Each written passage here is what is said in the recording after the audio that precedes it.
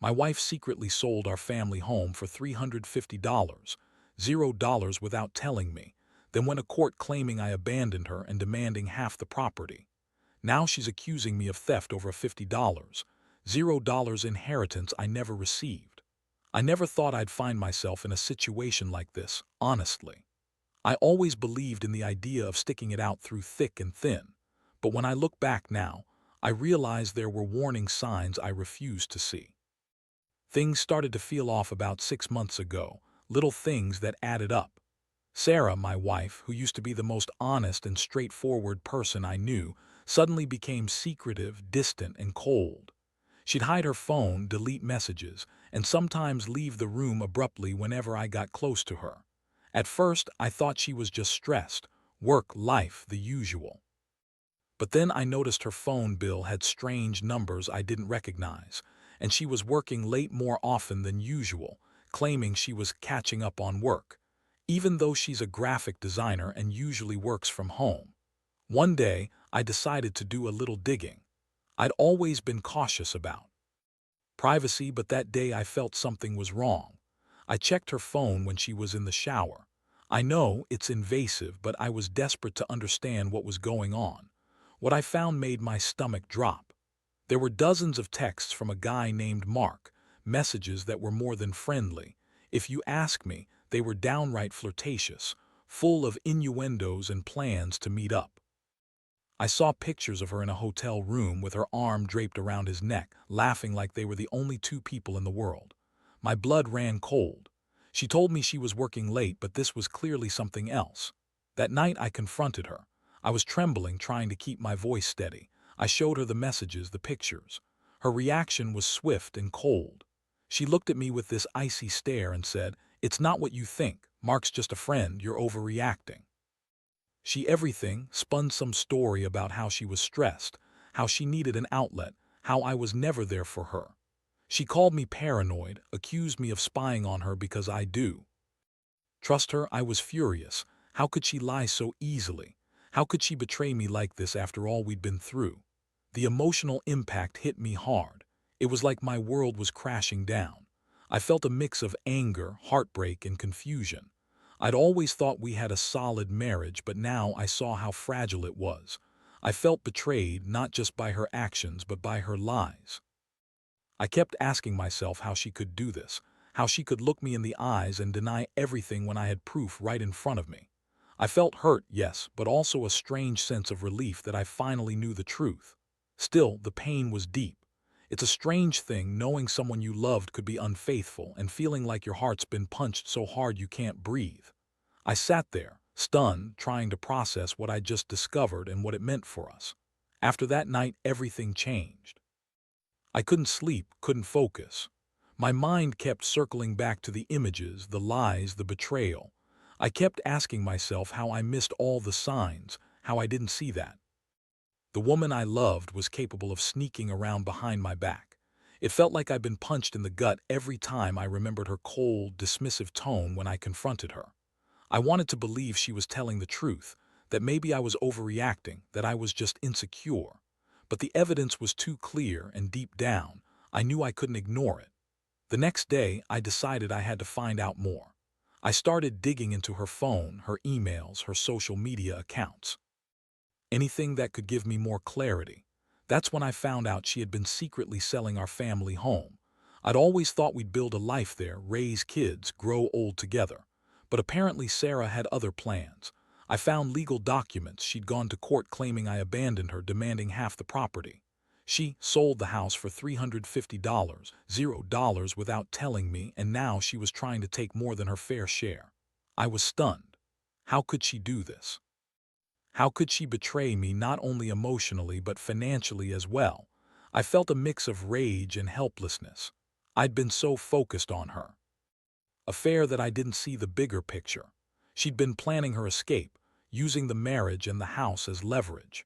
I remembered how she had always been so controlling about money, how she'd spend extravagantly, buy designer clothes, and insist we live beyond our means.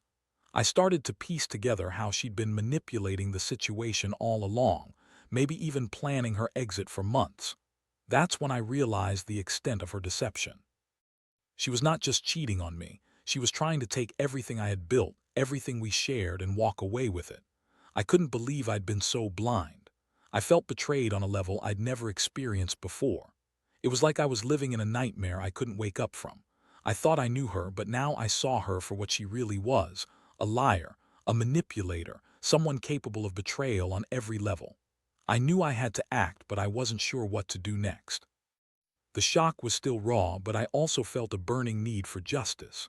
I had invested so much in that marriage, my time, my money, my trust, and she had thrown it all away for some guy named Mark and her own selfish desires. I looked at the legal documents again and realized I was going to have to fight her for what was rightfully mine. And I knew, deep down, I wasn't going to let her get away with it. Some days after I found out about the house sale and her affair, I couldn't sit still. I was furious, but I also knew I had to get my head clear. I started talking to a lawyer. The more I learned about her legal moves, claiming I abandoned her, demanding half the property, the more I realized how calculated she'd been. She lied to everyone, even her own friends and family, spinning some story about how I was never there, how I'd left her, abandoned her. Meanwhile, she was secretly selling our house, planning to cut me out entirely. That's when I decided enough was enough. I couldn't let her get away with this. I sat her down one evening with all the legal papers spread out on the table. I told her I knew everything. Her face changed. She looked surprised at first, then annoyed. She tried to deny everything again, claiming I was just paranoid, that I was making it all up. I told her I had proof, that I knew she'd been lying from the start. Her eyes narrowed and she snapped, "You're just jealous because I'm better than you. Mark's the real man I want, not you, and I don't care what you think." That was the moment I realized she'd gone full bitch mode. She was trying to gaslight me, to make me doubt myself, but I wasn't falling for it. I knew the truth. I told her I was done pretending. I told her I was going to take her to court over the house, and I was going to fight for my rights. I was hurt, but I also felt a strange sense of clarity. I saw her for what she really was: selfish, manipulative, and utterly dishonest. The betrayal cut deep, but it also lit a fire in me. I wasn't going down without a fight. I knew I had to be smart, strategic. I started gathering all the evidence I could: text messages, bank statements, the legal documents, anything to prove her deception and her attempts to steal what was rightfully mine. I told her I'd see her in court, and I made it clear that her lies wouldn't hold up. The next few weeks were a whirlwind. She was trying to spin her lies to everyone, her friends, her family, saying I was the bad guy, that I'd abandoned her, that I was trying to cheat her out of her rightful share. But I kept quiet, letting the evidence speak for itself. I also hired a private investigator to follow her, just to see if she was still sneaking around. Turns out she was. She'd been seeing Mark even after I confronted her. It was like she thought she could get away with everything, but I was determined to stop her. I wasn't about to let her ruin me financially or emotionally. I was angry, yes, but I also felt a strange sense of relief. I finally knew the truth, and I was going to fight for what was mine: my dignity, my property, my life. The court date finally came after what felt like an eternity. I was nervous, but I also felt prepared, more than I ever thought I could be. I had all the evidence laid out: the legal documents showing she sold the house without my knowledge, the texts from Mark, the bank statements proving she'd been spending our savings on her secret affairs. I even had the private investigator's report confirming she was still seeing Mark behind my back. I knew I was about to expose everything, and I was determined to get justice. Sarah showed up at the courthouse looking smug, like she thought she had everything under control. She tried to play the victim, crying about how I'd abandoned her, how I was trying to steal her rightful share of the property, how I was just a jealous, insecure husband. But I didn't buy her act. I stood there, calm but firm, and presented my case. I laid out the evidence in detail: how she'd secretly sold our house for $350, $0, how she'd been lying about her whereabouts, and how she'd been sneaking around with Mark. Her face turned red when the judge asked her about the sale. She stammered, tried to come up with excuses, but it was obvious she'd been caught red-handed. The judge listened carefully, then made her ruling. She ordered Sarah to return the money from the house sale, plus interest, and she also ordered an investigation into her claims about the inheritance. I felt a huge weight lift off my shoulders. I'd fought hard and it paid off. But the real shock came after the hearing, Sarah's true colors fully revealed. She stormed out of the courtroom screaming that I was a thief, that I'd been trying to ruin her, and that I'd never loved her. It was like watching a different person, bitchy, vindictive, completely unhinged. I realized then that I'd been living with someone who was capable of anything, someone who would lie, cheat, and manipulate to get what she wanted. That night, I sat alone, reflecting on everything, the betrayal, the lies, the years wasted on someone who never really cared. I felt angry, yes, but mostly I felt numb. I'd been by her deception, but I also knew I was free now. Free from her lies, her manipulations, her betrayal. I understood that I'd been a fool to trust her blindly, but I also learned a hard lesson. Some people are just inherently selfish, and you can't fix that. I had lost my marriage, my home, and a lot of my trust, but I gained clarity. I realized I deserved better, and I was finally starting to see a way forward. The betrayal had broken me for a while, but in the end it also made me stronger. I was ready to rebuild my life, one step at a time. After everything that happened, after the court, after she threw her tantrum and called me every name in the book, I realized I had to make some serious decisions. I couldn't keep living in this chaos, with her lies still echoing in my mind. I knew I had to cut ties completely if I was ever going to heal. The house was gone, the marriage was officially over, and I had to figure out how to move forward with what little I had left. Honestly, the betrayal ran so deep that I didn't even recognize myself anymore. All I knew was that I was done being a victim of her manipulations. I decided to move out of our shared apartment. I found a small place nearby, just enough space to breathe and start over. It was a humbling experience, a stark contrast to the life we'd built together. But I needed distance from her. I couldn't stand the thought of her showing up at my door, trying to manipulate me again or spinning some new lie. I also cut off contact with her family. I didn't want their pity or their judgments. I was tired of the lies and the games. The only thing I could do now was focus on myself. In the weeks that followed, I threw myself into work and trying to rebuild my sense of self. I also got some therapy, something I'd never done before, and it helped me process the betrayal. I learned that I wasn't at fault for her actions, that I had been a good husband, and that sometimes people just aren't who they pretend to be. The pain of losing my marriage still lingered, but I started to see it as a lesson.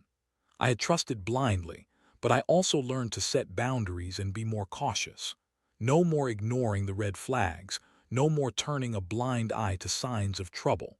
I realized I had to protect myself first. Looking back, the most painful part was realizing how much I had given her, my time, my trust, my dreams, and how she had used all of it to betray me. But I also saw the strength I'd gained. I was angry, but I was also determined. I knew I'd survive this, and someday I'd find someone who actually valued honesty and loyalty. I still get angry thinking about her lies and her betrayal, but I refuse to let her define me. I'm rebuilding my life, slowly, painfully, but surely. And honestly, I think that's the only way to heal from something this deep. Sometimes, you have to lose everything just to realize what truly matters. Now looking back, I realize how much this whole ordeal changed me, sometimes painfully, but always for the better. I learned that trusting blindly is a dangerous game, and that people can surprise you in the worst ways when you least expect it. I also learned the importance of standing up for myself, no matter how intimidating the situation seems. That court victory, harsh as it was to go through, gave me a sense of closure I desperately needed.